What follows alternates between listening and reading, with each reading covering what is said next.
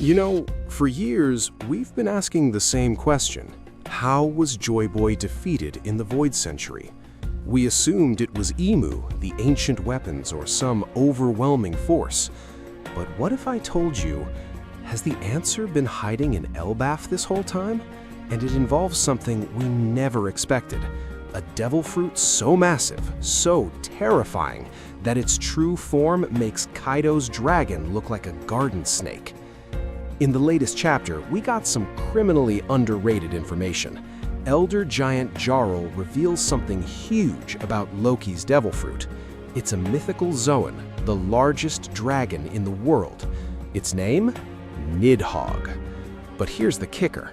The size of this dragon is directly proportional to the size of the person who eats it.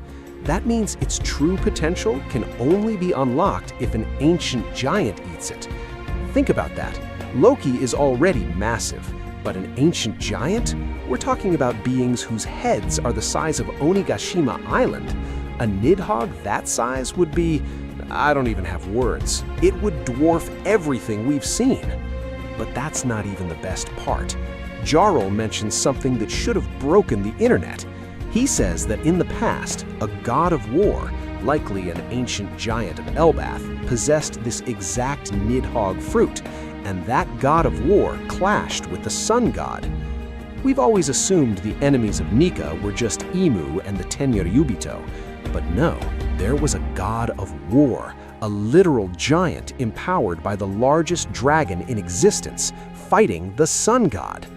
And this changes everything when we look back at the mural. Let's go back to the first world scripture because it finally makes sense now. There was fire upon the earth. Humanity succumbed to desire and touched the forbidden sun. What is the forbidden sun? I believe it's the mother flame. Just like in our current story, an ancient civilization extracted this energy, became greedy, and started exploiting others. They created an unequal world of slaves and masters. The slaves made a wish, and the god of the sun appeared. This is the first Nika, not Joy Boy. Look at the mural. This Nika is primitive, wielding a sword and shield, barely clothed. This is the original liberator, born from the will of oppressed people. But the god of the earth became enraged, and alongside the Serpent of Hell, enveloped the world in death and darkness. Now here's where it gets wild. The god of the earth, I believe that could be Emu. And I don't think Emu was just a human king back then. Emu may have been something else, maybe not even human. And this god of the earth had control over the Serpent of Hell. Now look at the mural. See that massive dragon creature, likely Nidhogg, fighting the giant serpent? That's not just any serpent. That serpent is even bigger than Nidhogg, which Nidhogg could potentially be 10 times bigger than Loki's current form. And that serpent is still larger. Many people believe the Serpent of Hell is the red line, but I think it's something far greater than even Nidhogg.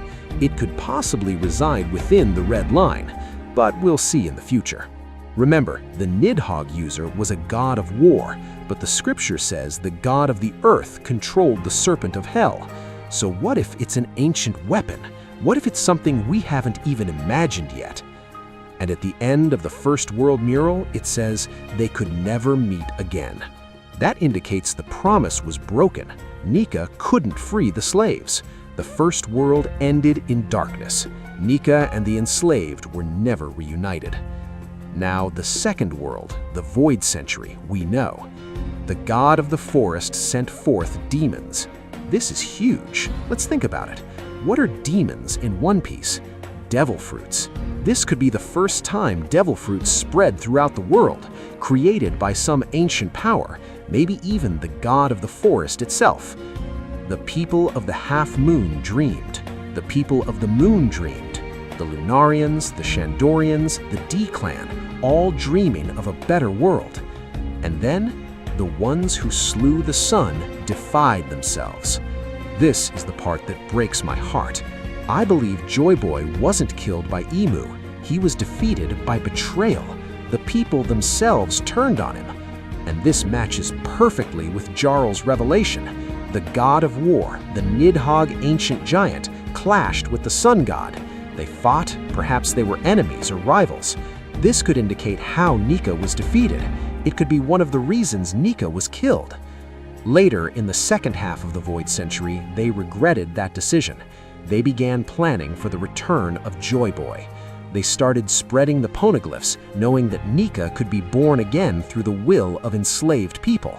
Somehow, Imu discovered this and destroyed the entire ancient civilization, creating a world with no memory of Nika.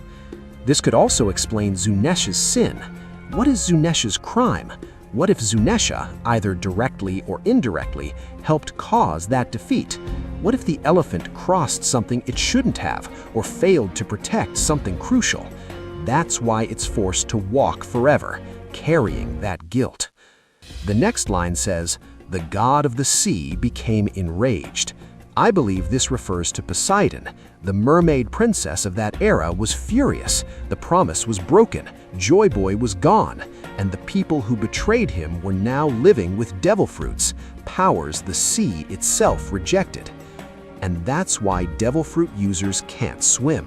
The sea god's curse. It's not random, it's anger. The sea itself remembers the betrayal. Now we reach the third world, the prophecy, our time. The unbidden shadows remember the day of the promise. The Void Century isn't forgotten, it's echoing. The poneglyphs, the voices, the will of D, all of it is screaming for this moment. They hear the voice of the fragmented moon. The Lunarians, the D-clan, the scattered people, all connected to that ancient dream. And then, the sun will return and a new dawn will come. They will surely meet again. Notice the difference. First world, they could never meet again. Second world, they could never meet again. Third world, they will surely meet again. This is the final cycle. The promise will be fulfilled. The slaves will be freed. The sun god will reunite with his people. But here's what everyone's missing. This isn't just one battle, it's two. Luffy as sun god Nika is destined to face Imu, the god of the earth, the one who has been pulling the strings for centuries. But Loki is destined for something else. The Nidhogg Fruit's original purpose? Fighting the Serpent of Hell. Think about it, the god of war's original role was clashing with the sun god, but that was in the past. In the prophecy, even those who once fought against Nika will follow him. The mural shows former enemies standing together. Loki isn't the final villain, he's the foreshadowing. He represents the power needed to fight whatever the Serpent of Hell truly is. And what is the Serpent of Hell? Some say the red line itself, a giant serpent wrapping around the entire world. But that seems too big for even Nidhogg. Unless the Serpent of Hell isn't a creature, it's a weapon. Pluton? Uranus? Or something we haven't even imagined yet. Now we have to talk about the elephant in the room. Or should I say, the man with 3 skulls. Where does Blackbeard fit into all of this? Here's my prediction. Blackbeard is the endgame villain, not Imu. Think about Teach's entire character. He steals, he consumes, he takes powers that aren't his. What's stopping him from doing the same thing to Imu? Imagine this. Luffy defeats Imu. The god of the earth falls. But in that moment of victory, Blackbeard appears and does what he does best. He takes Imu's power. He consumes the original source. He becomes something beyond Imu, a true god of darkness. Blackbeard's Jolly Roger has 3 skulls, 3 personalities, or 3 powers. He already has 2 devil fruits. What if the third is Imu's? That would make Blackbeard the final obstacle. Not just a Yonko, not just a schemer, but the amalgamation of everything the sun god has ever fought. So, let me summarize this theory from beginning to end. First world, an ancient civilization exploits the mother flame and creates slaves. The slaves make a wish, and the first Nika appears. The god of the earth, Imu, and the Serpent of Hell, ancient weapon, destroy everything. The promise is broken. Second world, The Void Century. Devil Fruits appear. Demons. Joy Boy is the new Nika. The god of war, Nidhogg Ancient Giant, clashes with him. Betrayal happens. People turn on Joy Boy. He is defeated. Poseidon rages, cursing Devil Fruit users forever. Zunesha is punished. The promise is broken again. Third World, the current era. Luffy awakens as Nika. Loki carries the Nidhogg power, this time as an ally. Former enemies unite. The Serpent of Hell appears. Luffy fights Emu. Loki fights the Serpent. Blackbeard waits in the shadows to consume Emu's power. And at the end, they will surely meet again. The promise is finally fulfilled. The slaves are freed. The dawn breaks.